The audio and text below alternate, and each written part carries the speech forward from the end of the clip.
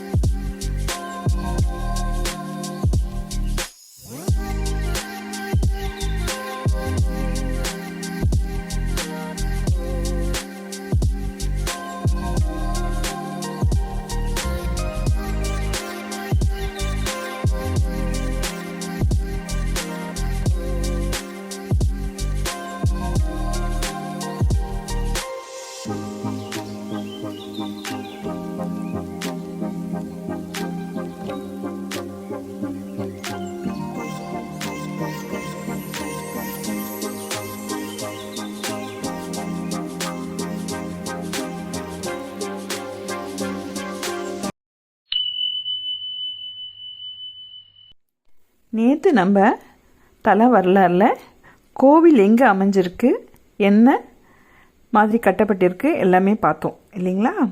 இப்போ வந்துட்டு இந்த கோவில் எப்படி உருவாச்சு, ஸ்ரீரங்கம் கோவில் எப்படி உருவாச்சு, இதனுடைய வரலாறு என்ன எல்லாமே நம்ம இன்றைக்கி பார்த்து தெரிஞ்சுக்கலாங்க. முதல்ல தொண்டரடி பொடியாழ்வார் பாடிய ஒரு பாடலுங்க, எனக்கு ரொம்ப பிடிச்ச பாடல், பச்சை மாமலை.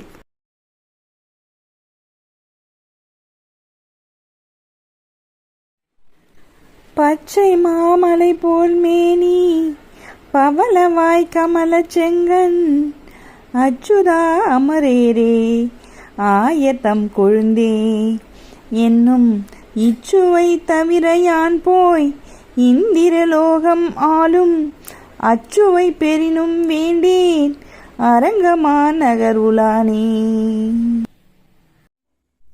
திருவரங்கம் கோயில் சிலை வந்துட்டு பிரம்மாவின் தவத்தால் திருப்பார்கடலிருந்து வெளிப்பட்டு தோன்றியதாகும். இதை சுயம்பு என்று சொன்னாங்க.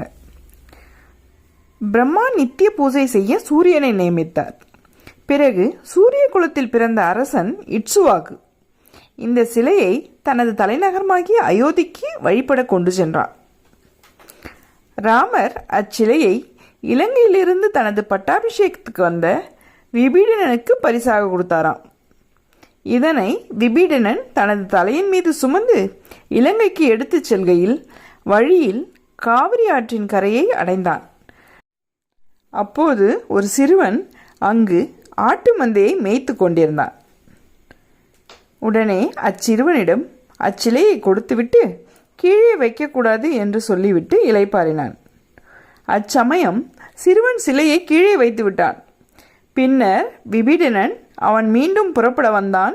சிறுவன் சிலையை கீழே வைத்ததை கண்டு, சிறுவன் என்ன காரியம் செய்தாய் என்று கூறி சிலையை எடுத்தான். ஆனால் எடுக்க முடியவில்லை. எவ்வளவோ முயன்று பார்த்தான், கலங்கினான். பின் சிறுவனாக வந்தது விநாயகப் பெருமான் என்று அறிந்தான். சிலையை கீழே வைத்தது நான் தான் என்று கூறி விநாயகர் மறைந்தார். அவ்விநாயகருக்கு காவிரி ஆற்றின் மறுகரையில் ஒரு கோவில் உள்ளது. அதுவே மலை மீது இருக்கும் மலைக்கோட்டை விச்சிப்பிள்ளையார் கோவிலாகும். பின் வைகுண்ட பெருமாள் அரங்கநாதராக காட்சியளித்து காவிரி கரையிலேயே தங்கியிருக்க விருப்பம் என்று தெரிவித்தார்.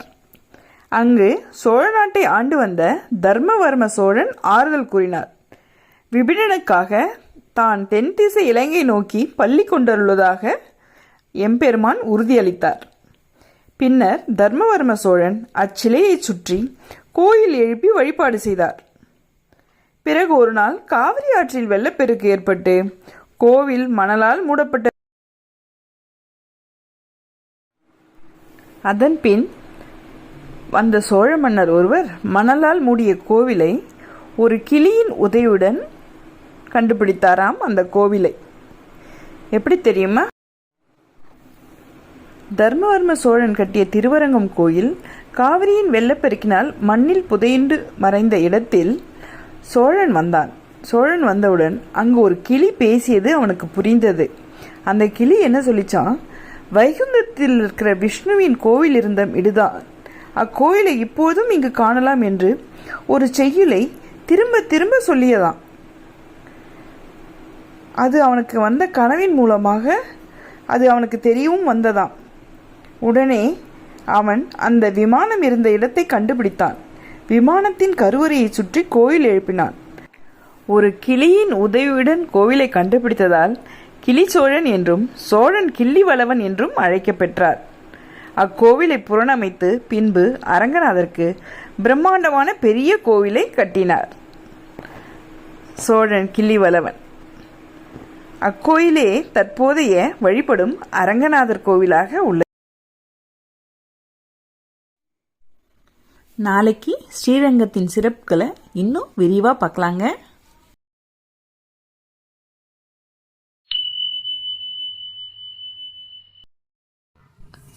எங்கும் நீக்கமர நிறைந்திருக்கும் நம் ஈசன் கோவில் கொண்டு அருளும் திருத்தலங்களுள் முதன்மையானதாக நாம் இன்று திருச்சி திருவானைக்காவலில் அமைந்துள்ள ஜம்புலிங்கேஸ்வரர் ஆலயத்தை பற்றி பார்க்கலாம்.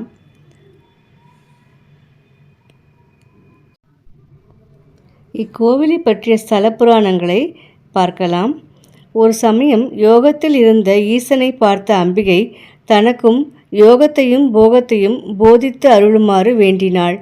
அதற்கு ஈசன், இப்பொழுதே பூலோகம் சென்று தவம் இயற்று, உரிய காலத்தில் யாம் அங்கு எழுந்தருளி உபதேசம் அருள்வோம் என்றதும் அம்மை திருவானைக்கா பகுதியை அடைந்து காவிரி நீரினால் லிங்கம் அமைத்து தவம் இயற்றி வந்தாள்.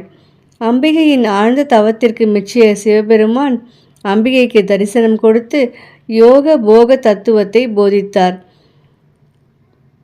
அதேபோன்று இத்தலத்தின் சிறப்பை விளக்கும் மற்ற புராண கதைகளையும் பார்க்கலாமா? புஷ்பதந்தன், மாலியவான் என்ற இரு சிவகணங்களும் கைலாயத்தில் சிவபெருமானை ஆராதித்து வந்தனர். இருவரும் தனது தொண்டே உயர்ந்தது என்று பெருமை பாராட்டியதோடு நில்லாமல் சினம் கொண்டு ஒருவரை ஒருவர் சபித்து கொண்டனர். மாலியவான் சபித்தபடி புஷ்பதந்தன் காவிரி கரையில் சந்திர தீர்த்தம் என்ற புஷ்கரணிக்கு அருகில் உள்ள வனத்தில் யானையாக உருவெடுத்தார். அப்போது அங்கிருந்த வெண்ணாவல் மரத்தடியில் அம்மை பூஜித்த சிவலிங்கத்தை கண்டு நீரெடுத்து திருமஞ்சனம் செய்து பூக்களை சாற்றி வணங்கினார். யானை வழிபட்டதால் தான் அந்த இடம் திருவானைக்கா என்ற பெயர் பெற்றது. புஷ்பதந்தன் சபித்தபடி மாலியவான் சிலந்தியாகி அவ்விடம் வந்தார். சிவலிங்கத்தின் மேல் சூரிய வெப்பம் தாக்குவது கண்டு அதன் மனம் நொந்தது. சிலந்தி சிவலிங்கத்தின் மேல் இருந்த சருகுகளை அகற்றி தன் வாய் நூலினாலேயே சிவலிங்கத்தின் மேல் பந்தல் கட்டியது. மறுநாள் யானை வந்து பார்த்து சிலந்தி வலையை ஒற்றடை என நினைத்து அதை அழித்துவிட்டு அபிஷேகம் செய்து மலரும் வில்வேலையும் சாற்றி வழிபட்டது. சிலந்தி பந்தல் கட்டுவதும் யானை அதை அழிப்பதுமாக நாட்கள் சென்றன. ஒரு நாள் தான் கட்டிய பந்தலை நாசமாக்குபவர் யார் என கண்டுபிடிக்க நினைத்தது சிலந்தி. ஒளிந்திருந்து பார்த்தது. யானைதான் இதற்கெல்லாம் காரணம் என்பது அறிந்ததும் ஆத்திரம் தாங்காமல் யானையின் தும்பிக்கைக்குள் புகுந்து கடித்தது. இந்த வேதனை தாங்காத யானை பிளிறியபடி துதிக்கையை பலமுறை தரையில் அறைய சிலந்தி மாண்டது. யானையும் சிலந்தி விஷத்தால் பூமியில் புரண்டு மடிந்தது. சிவனருளால் யானை மறுபடி சிவகணமாகி தொண்டு புரிய தொடங்கியது. சிவலிங்கத்துக்கு பந்தலிடும் விருப்பம் பூர்த்தியாகாததால் மாலியவானான சிலந்தி சுபதேவன் கமலவல்லி என்ற அரச தம்பதியருக்கு அருந்தவ புதல்வனாக கோச்செங்கட்சோழன் என்ற பெயருடன் பிறந்தார். முற்பிறப்பின் உணர்வோடு திருவானைக்கா சென்று யானை புகாதவாறு கோவில் கட்டினார் மாலியவான். அதோடு மந்திரிகளின் துணையோடு சிவாலயங்களை செப்பனிட செய்தார். திருவிழாக்களும் அன்னதானமும் நடைபெறச் செய்தார். சிவபெருமானுக்கு 70 ஆலயங்களும் மகாவிஷ்ணுவுக்கு 3 கோவில்களும் அமைத்ததாக திருமங்கையார் இவரை பற்றி பாடியிருக்கிறார். அதே போன்று ஒருமுறை ஜம்பு மாதவ மகரிஷி நாவலங்காட்டில் தவமிருந்தார். இப்படி ஆழ்ந்த தவத்தில் இருக்கும்போது அவர் மடியில் ஒரு பெரிய நாவல் பழம் வந்து விழுந்தது. தன் யோக சக்தியால் கைலை சென்று பரமனிடம் அதை அளித்தார். கனியை உண்ட கைலைநாதர் கொட்டையை பக்தரிடம் கொடுத்தார். பிரசாதமாக அதை விழுங்கிய முனிவர் பூலோகம் வந்து மீண்டும் தவத்தை தொடர்ந்தார். இறைவன் எச்சில்பட்ட கொட்டை அல்லவா விருட்சமாக வளர்ந்துவிட்டது. இது குறித்து அவர் ஈசனிடம் முறையிட, அவர் என்னை ஒரு வினாடியும் பிரியக்கூடாது என்று ஜபித்தாய் அல்லவா, அதனால்தான் இந்த திருவிளையாடல். இனி நீதான் ஜம்பு விருட்சம், உன் நிழலில் யாம் ஜம்புலிங்கமாக அருள் புரிவோம் என்றார். மகரிஷி நாவல் மரமானார். அன்றிலிருந்து ஈசன் வெண் நாவலீஸ்வரர் என்று அழைக்கப்படுகிறார். அதே போன்று ஒரு சமயம் சோனாட்ச சோழன், சேரன், பாண்டியன், விக்ரமன் 4வரும் ஜம்புகேஸ்வரரை துதித்து திருவானைக்கா கோவிலில் திருப்பணி செய்ய அனுமதி வேண்டினர். 4ஆம் பிரகார திருமதிலை விடுத்து மற்ற திருப்பணிகளை செய்யுங்கள். நல்ல வெண்மையான கற்களால் சிறந்த சிற்பக்கலை நிபுணர்களான எனது கணங்கள் மூலம் அந்த பிரகாரத்தை நானே கட்டுகிறேன் என அசிரீரி ஒலித்தது. இதை கேட்டு பூரித்து போன மன்னர்கள் மற்ற திருப்பணிகளை மளமளவென்று நடத்தினார்கள். ஸ்ரீ ஜம்புகேஸ்வரர் பூமியை அகழ்ந்து திறமையாக பணிபுரியும் மேன்மையான சிற்பிகளை கொண்டு பர்வதங்களிலிருந்து கற்களை எடுத்து வர செய்து பாதாளம் வரை அஸ்திவாரம் போட்டாராம். சாயங்காலமே பூமி மட்டம் வந்துவிட்டதாம். சித்தர் வடிவில் அனைவரையும் வேலை வாங்கி கொண்டிருந்த பரமேஸ்வரர் பணி முடிந்ததும் வேலை செய்தவர்களுக்கு கூலியாக விபூதி பைகளை கொடுத்தார். கடைவீதிக்கு சென்று பிரித்து பார்த்ததும் அவரவர் செய்த வேலைக்கேற்ப பொற்காசுகள் இருந்ததைக் கண்டு ஒருவருக்கொருவர் ஆச்சரியமாக பேசிக்கொண்டனர். அதனால் அன்றிலிருந்து அது திருநீரிட்டான் திருமதில் என பெயர் பெற்றது. இதேபோன்று ஒரு சமயம் சோழன் கோப்பெரும் நற்கிள்ளி காவிரியில் ஜலக்கிரீடை செய்து கொண்டிருந்தார். குளித்து முடித்ததும் தான் தன் கழுத்திலிருந்த விலையுறந்த முத்தாரம் கழன்றிருப்பதை உணர்ந்தார். சந்திரனுக்குரியது நீரும் முத்தும் என்பதால் இரண்டும் சங்கமமாயினவோ.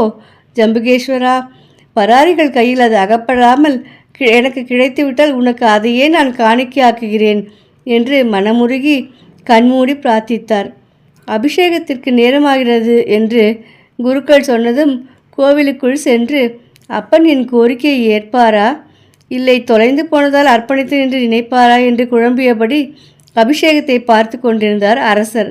அச்சமயம் திருமஞ்சன குடத்திலிருந்து நீரோடு முத்தாரம் வெளிப்பட்டு லிங்க திருமேனியில் ஜொலித்தது. ஈசனுக்கு காவிரி கொடுத்த பரிசு அது. மன்னர் மன நிம்மதியுடன் கற்பூர ஆரத்தியை கண்களில் ஒற்றிக்கொண்டார். இதை போலவே திருவானைக்கா ஆலயத்தில் மடப்பள்ளி உதவியாளனாக இருந்தார் வரதன் என்பவர். அவர் எப்போதும் வாயை திறந்து கொண்டுதான் தூங்குவாராம். அதே ஆலயத்தில் பலகாலம் ஞானம் வேண்டி தவமிருந்தார் ஒரு புலவர். பக்தனுக்கு அருள மங்களமாக புறப்பட்டு வந்தாள் தேவி. கொலுசு சத்தம் கேட்டு கண் விழித்த புலவர், நான் ஞானம் வேண்டி தவத்தில் இருக்கிறேன், இங்கிருந்து சென்றுவிடு என்று மறுபடியும் கண்ணை மூடிக்கொண்டார். இதனால் எரிச்சலுற்ற தேவி தன் வாயுள்ள வெற்றிலை சாற்றை காற்றில் உமிழ்ந்தாள். அதில் ஒரு துளி உறங்கிக் கொண்டிருந்த வரதன் வாயில் விழுந்தது. அசரனான அவன் மடை திறந்த வெள்ளமாக கவிதை மழை பொழிந்தான். அவரே பிற்காலத்தில் காளமேக புலவர் என்ற பெயரால் அறியப்படுகிறார். இவ்வாறு ஈஸ்வரனும் அம்மையும் நிகழ்த்திய திருவிளையாடல்கள் அநேகம் உள்ளன. நாளை கோவில் ஆலயத்தின் அழகை நாம் கண்டு ரசிக்கலாமா?